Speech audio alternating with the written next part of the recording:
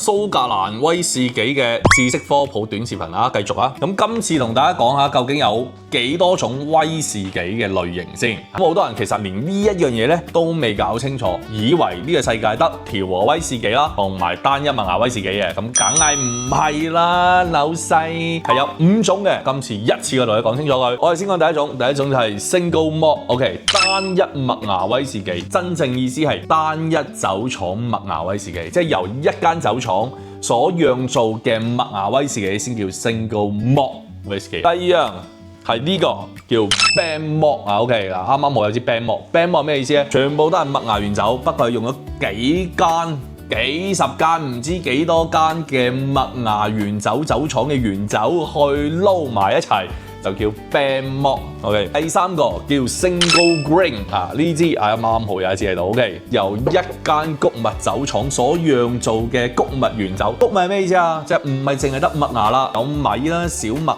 燕麥、玉米等等諸如此類嘅穀物啦，去釀造嘅原酒。第四種我呢度冇啦，就係叫 blend grain。blend grain 顧名思義，幾間、幾十間、好多間穀物嘅原酒撈埋一齊嘅。OK， 第5種亦係大家最常見嘅調和啦，又有麥芽又有穀物，複合性使用嘅，以風味為主嘅。點解要學呢5樣嘢？因為我哋要知一睇落去就知邊個係平，邊個係貴，係咪？最貴 single malt， 數落嚟 blend malt， 第3個 single grain， 第4個 blend grain， 第5個先到 blend whisky。你學飛啦嘛？下次一望落就知點樣揀啦。OK， 下條視頻同你講下 single malt 有咩好飲，點樣揀。